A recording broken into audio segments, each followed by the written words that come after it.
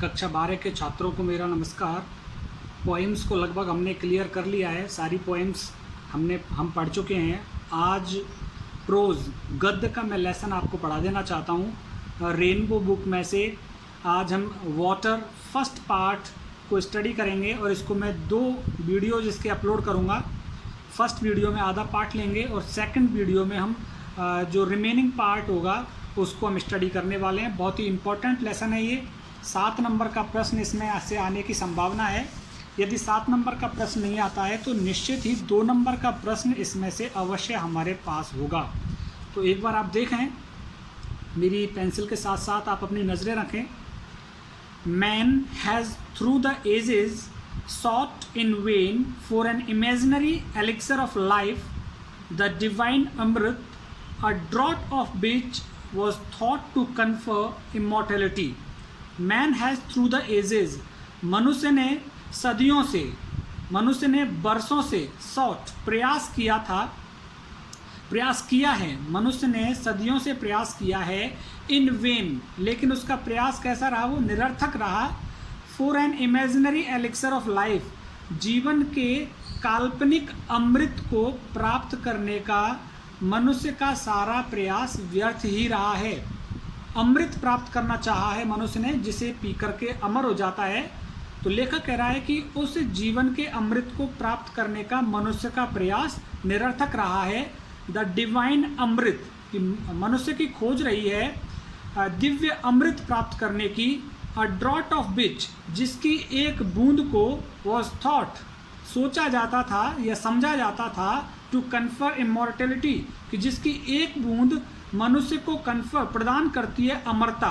तो मनुष्य को अमरता प्रदान करने वाले अमृत की मनुष्य ने जो खोज की है, उसकी खोज कैसी रही है? व्यर्थ रही है। लेखक कहता है but the true elixir of life lies near to our hands, कि जो वास्तविक अमृत है हमारे जीवन का, वो बिल्कुल हमारे नज़दीक है, हमारे पास में है।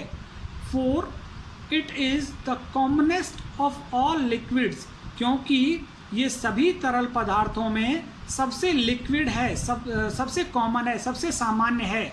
और वो क्या? प्लेन वाटर, सादा पानी। तो सादा पानी, लेखक कह रहा है कि सादा पानी जो सभी तरल पदार्थों में सबसे सामान्य है, वो बिल्कुल हमारे पास में ही है, वही वास्तविक अमृत है। I remember one day standing on line which separates the Libyan desert from the valley of the Nile in Egypt. लेखक कह रहा है आई रिमेंबर वन डे, मुझे एक दिन की याद है। स्टैंडिंग ऑन द लाइन, मैं एक सीमा पर खड़ा था। विच सेपरेट्स, जो सीमा अलग करती है, द लिबियन डेजर्ट, लीबिया के रेगिस्तान को, from the valley of the Nile in Egypt, Egypt में नील नदी की घाटी से अलग करती है। तो कह रहा है मैं एक सीमा पर खड़ा था जिसमें एक ओर मेरे नील नदी की घाटी थी और दूसरी ओर रेगिस्तान था। On one side there was visible a sea of billowing sand, एक तरफ मुझे दिखा था a sea of billowing sand, रेत, उड़ती हुई रेत का रेगिस्तान मुझे नज़र आया।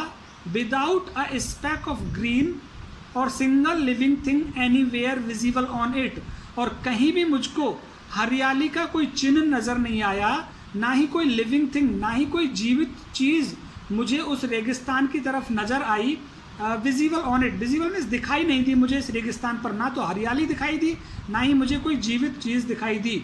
ऑन द अदर साइड, और दूसरी तरफ, ले वन ऑफ द ग्रीनेस्ट, एक हरा भरा, मोस्ट फर्टाइल और बहुत ही उपजाऊ, एंड डेंसली पॉपुलेटेड एरियाज, और बहुत ही अधिक जनसंख्या वाला क्षेत्र, जनसंख्या घनत्व वाला क्षेत्र, to be found anywhere on the earth, जो पृथ्वी पर कहीं भी मिल सके, जनसंख्या घनत्व वाला क्षेत्र, ऐसा मुझे जनसंख्या घनत्व वाला क्षेत्र मिला। Teeming with the life and vegetation, और ये क्षेत्र जीवन और वनस्पति से भरा हुआ था। तो लेखक कह रहा है कि मैं एक ऐसी सीमा पर खड़ा था जहाँ एक और रेगिस्तान था, जहाँ हरियाली भी नहीं थी, हरियाली के साथ साथ ना ही वहाँ पे कोई जीवित होने का निशान था, और दूसरी तरफ जो नील नदी की घाटी थी वहाँ पे वो कह रहा है कि वहाँ जीवन भरा हुआ था, टीमिंग, वो घाटी भरी हुई थी जीवन से, वनस्पति से, और बहुत अधिक जनसंख्या वहाँ निवास करती थी और वहाँ उपजाऊ जमीन थी। What made this wonderful difference? ये अंतर किस वजह से हुआ? Why? It is the water of the river Nile. ये नील नदी का पानी है, flowing down to the Mediterranean, जो भूमध्य सागर की ओर बहता है, from its sources a couple of thousand of miles away. हजारों मील दूर अपने स्रोत से ये पानी भूमध्य सागर की ओर बहता है। तो ये नील नदी के पानी ने ही वहाँ हरियाली विकसित की है। Geologists tell us that the entire soil of the Nile Valley is the creation of the river itself. Geologists, भूगर्भ शास्त्री, tell us, हमको बताते हैं that the entire soil of the Nile Valley, कि नील नदी की जो घाटी की मृदा है, is the creation of the river itself, उस मिट्टी को बनाया है उस नदी ने ही। brought down as the finest silt in its flood waters, कि जब बाढ़ आती है पानी में तो ये लेकर के आता है पानी अपने साथ, क्या लेकर के आता है? फाइनेस्ट सिल्ट, एकदम मृदा उपजाऊ मिट्टी अपने साथ लेकर के आता है। फ्रॉम द हाईलैंड्स ऑफ एब्सीनिया, एब्सीनिया के उच्च मैदानों से, फ्रॉम रिमोट सेंट्रल अफ्रीका, और सेंट्रल अफ्रीका, मध्य अफ्रीका के दूर स्थानों से, एंड लेट डाउन, और उसे ला करके रख देता है थ्रू द एजेस। और ये कई वर्षों से चल रहा है ये काम, पानी मिट्टी लेकर के आता है एब्सीनिया के मैदानों से और मध्य अफ्रीका के मैदानों से, और उसको ला करके रख देता है वर्षों से। इन द ट्रो, उस क्षेत्र में, through which the Nile flows into the sea, उस क्षेत्र में जहाँ होकर नील नदी बह करके समुद्र में गिरती है, उस क्षेत्र में नील नदी का पानी उस मिट्टी को ला करके रख देता है। Egypt in fact was made by its river, Egypt देश को उसकी नदी के द्वारा बनाया है, क्योंकि नील नदी इजिप्ट में होकर के बहती है और इजिप्ट में ला करके वो मिट्टी को, जो अपने साथ मिट्टी लाती है, एक फाइन सिल्ट, एक अच्छी मृदा लाती है, उसको वहाँ इजिप्ट में ला करके छोड़ देती है। Its ancient civilisation was created and is sustained by the life giving waters, इसकी प्राचीन सभ्यता को जन्म दिया था, एंड इज सस्टेन्ड, और इस सभ्यता को संभाले रखा है, by the life giving waters, जीवन प्रदान कर देने वाले पानी के द्वारा, which come down year after year with unfailing regularity, जो निरंतर बहता हुआ आ रहा है बिना फेल हुए, लगातार ये पानी बहता हुआ आ रहा है। इसी ने ही इजिप्ट की सभ्यता को बनाया है और इजिप्ट में हरियाली को रखा है। I give this example and could give many others to emphasise that, लेखक कह रहा है कि मैंने ये उदाहरण दिया है, और भी मैं बहुत सारे उदाहरण दे सकता था ये बताने के लिए, दैट की दिस कॉमन सब्सटेंस, ये सामान्य पदार्थ किसको कह रहा है? पानी को, which we take for granted in our everyday life, जिसे हम हमारे जीवन में ज़्यादा महत्व नहीं देते, इज़ द मोस्ट पोटेंट, बहुत ही शक्तिशाली है ये पानी, इसमें बहुत सारी संभावनाएं हैं, and the most wonderful thing, और बहुत ही अद्भुत चीज़ है, on the face of our earth, हमारे पृथ्वी की सतह पर पानी सबसे ताकतवर और सबसे अद्भुत चीज़ है, जिसे हम हमारे जीवन में ज़्यादा महत्व नहीं देते हैं। It has played a role of vast significance, इसने बहुत महत्वपूर्ण भूमिका अदा की है, in shaping the course of earth's history, पृथ्वी के इतिहास को बनाने में महत्वपूर्ण भूमिका अदा की है पानी ने, एंड कंटिन्यूज टू प्ले, और लगातार भूमिका अदा करता है, the leading role in the drama of life, हमारे जीवन के नाटक में महत्वपूर्ण भूमिका अदा करता है पानी, on the surface of our planet, हमारे ग्रह जिस पर हम रहते हैं पृथ्वी, उस पृथ्वी की सतह पर पानी बहुत ही महत्वपूर्ण भूमिका इसने अदा की थी और अदा कर रहा है या अदा करता है। There is nothing which adds so much to the beauty of the countryside as water, कि और कोई चीज़ ऐसी नहीं है जो सुंदरता को बढ़ाए, कंट्री साइड, गांव या देहात की सुंदरता को जो चीज़ बढ़ाती है वो कोई और चीज़ नहीं है, वो क्या है? पानी है। पानी ही गांव और देहात की सुंदरता को बढ़ाता है। B it just a little stream trickling over the rocks, ये पानी एक छोटी नदी के रूप में हो सकता है, ट्रिकलिंग ओवर द रॉक्स, जो चट्टानों के ऊपर से गिर रहा है, और a little pond by the wayside, और एक तालाब के रूप में हो सकता है रास्ते के पास में, where the cattle quench their thirst of an evening, जहाँ मवेशी अपनी शाम की प्यास बुझाने के लिए जाती है। तो लेखक कहता है कि देहात में आप जाएंगे तो वहाँ देहात की सुंदरता को बढ़ाने का काम पानी करता है, जो चट्टानों से ट्रिकलिंग, चट्टानों से गिरता हुआ पानी, या फिर रास्तों के साइड में जो पॉन्ड्स होते हैं, तालाब, वो तालाब भी गांव या देहात की सुंदरता को बढ़ाने का काम करते हैं। और ये तालाब क्या, पानी महत्वपूर्ण रूप से गांव की सुंदरता को बढ़ाता है। द रेन फेड टैंक्स, तालाब जिनको पानी मिलता है कहाँ से, बारिश से भरे हुए तालाब, that are so common in South India, जो दक्षिणी भारत में बहुत आसानी से मिलते हैं। अल्लाह, बड़े दुख की बात है, often so sadly neglected in their maintenance are a cheering sight when they are full. लेखक कह रहा है बड़े दुख की बात है, ऑफन सो सैडली नेग्लेक्टेड, इनकी इतनी उपेक्षा की जाती है, इन दियर मेंटेनेंस, इनका रखरखाव नहीं किया जाता लोगों के द्वारा, are a cheering sight when they are full, जब ये पानी से पूरे भर जाते हैं तो बहुत ही आकर्षक दृश्य होता है ये पानी से भरे हुए तालाब देखना। They are of course shallow, ये तालाब बहुत छिछले हैं, कम पानी है इनमें, ज़्यादा गहरे नहीं हैं, but this is less evident, लेकिन वो तालाब कैसे हैं, लेस एविडेंट, साफ तालाब नहीं है, सिंस, क्योंकि the water is silt laden, क्योंकि उनके पानी में क्या, मिट्टी घुली हुई रहती है, and throws the light back, और इस वजह से जो रोशनी को अंदर जाने नहीं देती है, रोशनी को वापस फेंक देता है, सूर्य की रोशनी जब उसके ऊपर पड़ती है मिट्टी घुले हुए पानी के ऊपर, and the bottom does not therefore show up, और इस वजह से इन तालाबों का जो तल है वो दिखाई नहीं पड़ता है। These tanks play a vital role in South Indian agriculture, यही तालाब महत्वपूर्ण भूमिका अदा करते हैं दक्षिणी भारत की कृषि में। इन मैसूर, फॉर एग्जाम्पल, उदाहरण के लिए मैसूर की बात करें, much of the rice is grown in them, बहुत ज़्यादा चावल इन तालाबों में उगाया जाता है जहाँ पानी भरा रहता है। Some of these tanks are surprisingly large, कुछ तालाब इतने बड़े हैं, and it is a beautiful sight to see the sunrise और set over one of them, इनके ऊपर जब सूर्योदय और सूर्यास्त का नज़ारा देखते हैं तो बहुत ही सुंदर दिखता है। Water in a landscape may be compared to the eyes in a human face, पानी जो जमीन पर मिलता है मे बी कंपेयर्ड, इसकी तुलना की जा सकती है, to the eyes in a human face, मनुष्य के चेहरे पर जो आंखें हैं उन आंखों से तुलना की जा सकती है जमीन पर मिलने वाले पानी की। It reflects the mood of the hour, ये पानी समय की को बताता है या मन की स्थिति को प्रकट करता है। Being bright and gay when the sun shines, जब सूर्य चमकता है तो ये पानी भी चमकदार लगता है, प्रसन्न लगता है। Turning to dark and gloomy when the sky is overcast, और जब बादल होते रहते हैं तो ये पानी भी धुंधला और उदास लगता है।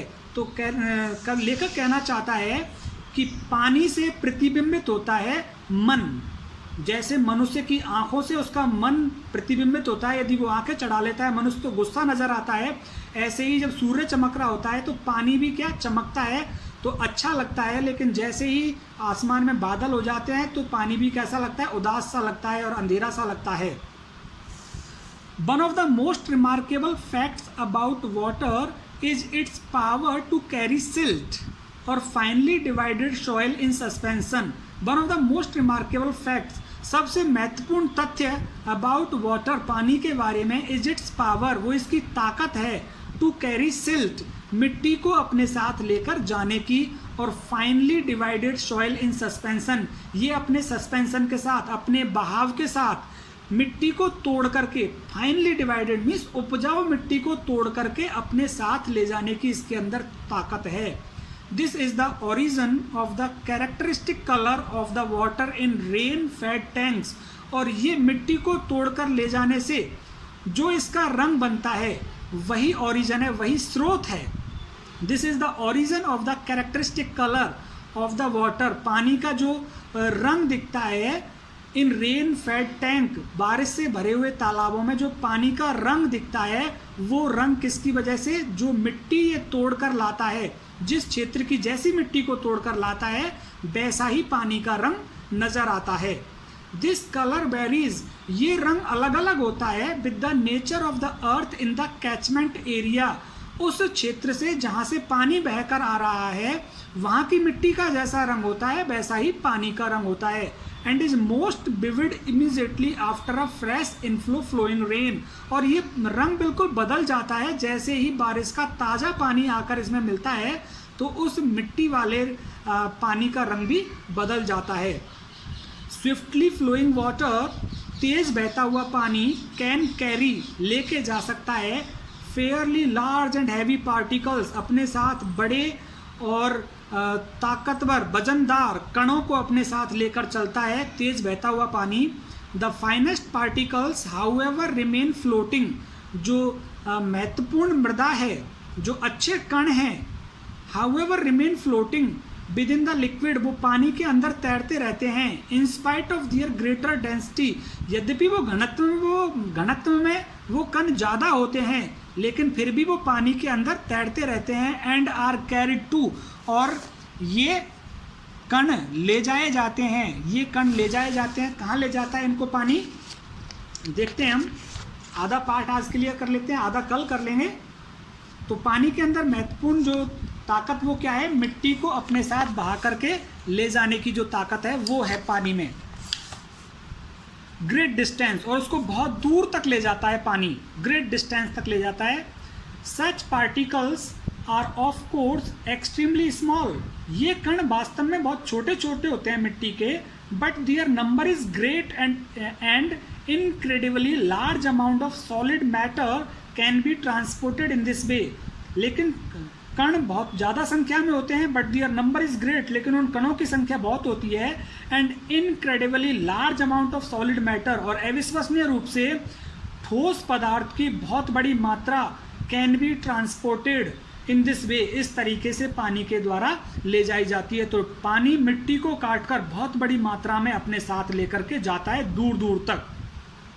When silt laden water mixes, जब मिट्टी वाला पानी मिलता है with the salt water of the sea, समुद्र के खारे पानी से, there is a rapid precipitation of the suspended matter, तो बहुत तेजी से घुलन होता है, मिक्स होता है ऑफ द सस्पेंडेड मैटर, जो चीज़ें बहा करके लाता है पानी अपने साथ वो चीज़ें आकर के परसिपिटेशन मिल जाती हैं समुद्र के पानी के साथ।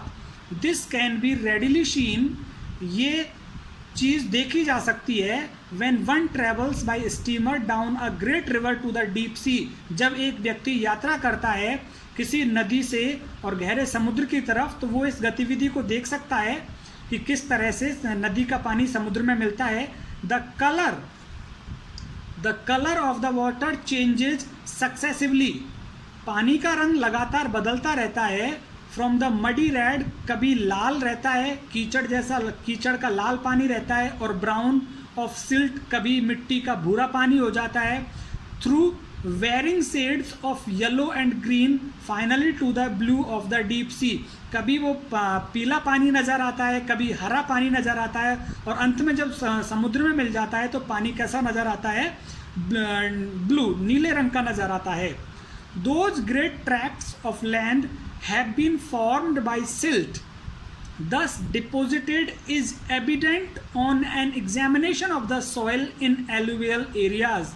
Those great tracts, वो बड़े भूभाग of land, जमीन के वो बड़े भूभाग have been formed, जो बनाए गए हैं by silt, मृदा के द्वारा, thus deposited, जो मृदा जमा कर दी जाती है पानी के द्वारा लाकर, is evident, वो गवाह है, वो मैदान गवाह हैं ऑन एन एग्जामिनेशन, जब इनका परीक्षण किया जाता है ऑफ द सॉइल, जब मिट्टी का परीक्षण किया जाता है तो वो मैदान गवाह बनते हैं इन एल्यूवियल एरियाज, जहाँ जलोढ़ क्षेत्र है, जलोढ़ एल्यूवियल एरियाज, जल के द्वारा लाई हुई मिट्टी का क्षेत्र, उसका गवाह बनते हैं वो मिट्टी के कण, वो सिल्ट जो पानी के द्वारा बहा करके लाई जाती है।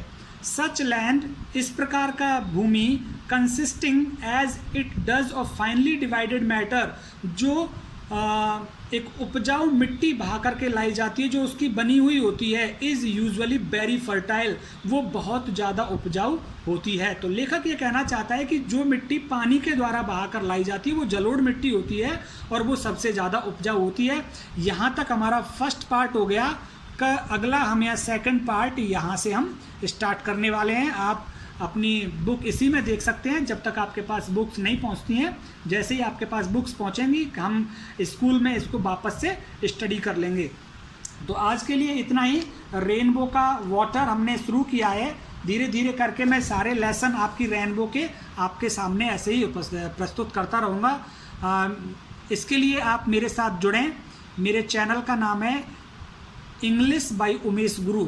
यूट्यूब आप ओपन करें और सर्च ऑप्शन में आप English by Umesh Guru type करें और उसे सर्च करें तो मेरा चैनल वहां आ जाएगा। और चैनल आते ही आपको रेड आइकन लाल बटन दबाना है और आप मेरे साथ जुड़ जाएंगे और डायरेक्ट ये लेसन आपके पास पहुंच जाएंगे। उम्मीद करता हूं लेसन आपको पसंद आया होगा।